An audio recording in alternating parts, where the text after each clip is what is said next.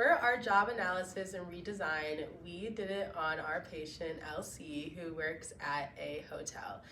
She recently had a carpal tunnel release, and we'll be walking you through some of her exercises and some things that she will be doing at therapy with the occupational therapist. So in this photo, you can see that the computer screen on the desk is very tall. There's also not a mouse pad cushion for the mouse. The keyboard is laying pretty flat. There's no like keyboard riser or anything to elevate the keyboard to make it more comfortable to type on. And there is also not a keyboard cushion. Hey Elsie. So let's take a look at how things have been going for you since coming back from your carpal tunnel surgery. How have you been doing? Well, work has been okay, but I have been having some issues with, some pain with all of the excess typing that I do, and moving the mouse has been a little bit difficult. I noticed that like my wrist is a little tight. Yeah. Okay. Anything else? And besides the pain, it is a little bit, sensitive when I I guess brush it up against, I tend to lean on the desk sometimes. So it gets a little sensitive when I do that. Okay. Let's take a look at your position and everything about your workspace. So let's take a look right now. So it looks like you should be eye level with the top of your laptop, and your elbow should be 90 degrees, and your feet should be at least 15 centimeters behind the table. And what I want to recommend also is to keep your wrist at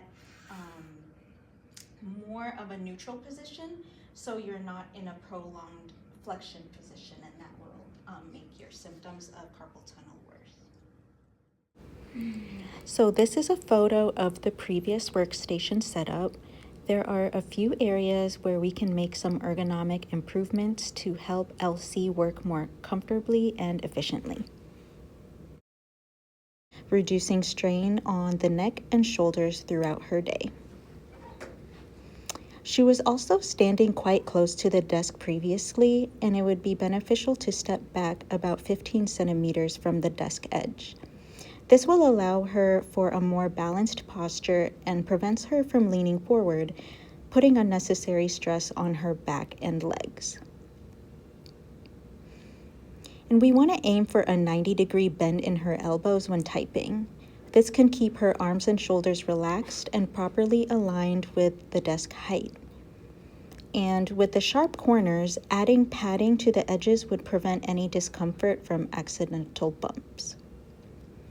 Switching to an ergonomic mouse and mouse pad with a cushioned wrist rest would be beneficial as well. It would fit her hand's natural curve, reducing strain on her wrist and forearm. The cushioned mouse pad keeps her wrist in a neutral position, which can help prevent issues like with the carpal tunnel wound healing. Hi, so today we're here with Elsie. She is post-op 3 weeks from a carpal tunnel surgery. So Elsie, how are you doing today? I'm doing okay. I know I got the incisions out last week, and since then I've just been really happy that they're not poking me in my palm anymore. I've started back to work, doing some tasks like typing at the computer, been hole punching, been stapling things, and that has been feeling pretty good. I know I'm not at the point yet where I can start handling bigger tasks like suitcases and holding a lot of stacks of paper, but I'm just glad that I'm getting back to work. I will say that the incision is quite sensitive. My hand feels super duper stiff, and I feel like when things do run over that, it just feels almost like pins and needles. So yeah, I'm excited to get started at therapy this week and start working back to my goals of just being more independent in my work tasks. Good, great to hear. At the beginning of LC sessions, one of the things that we will use is an ultrasound machine. The ultrasound machine uses waves that penetrate the skin and allow for the regeneration of tissue. It helps with things like inflammation, reducing pain, and scar tissue, and is overall a great therapeutic modality that hand therapists will use. And so we have our protocol that we're going to follow. So first we would ensure her proper wound healing and her scar mobility. And from here, everything looks good. We're going to then begin the desensitization, and that will be done with the ultrasound.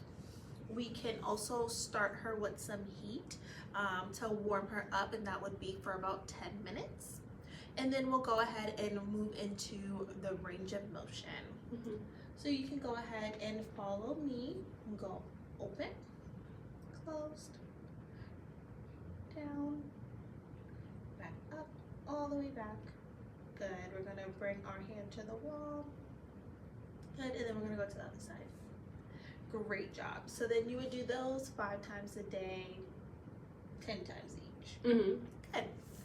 Next, we're gonna go ahead into our nerve guides. So we're gonna keep our hand up and we're going to bring in a hook fist. Good. Then we're going to go out. Then we're going to bring a closed fist and then a flat fist. Good job.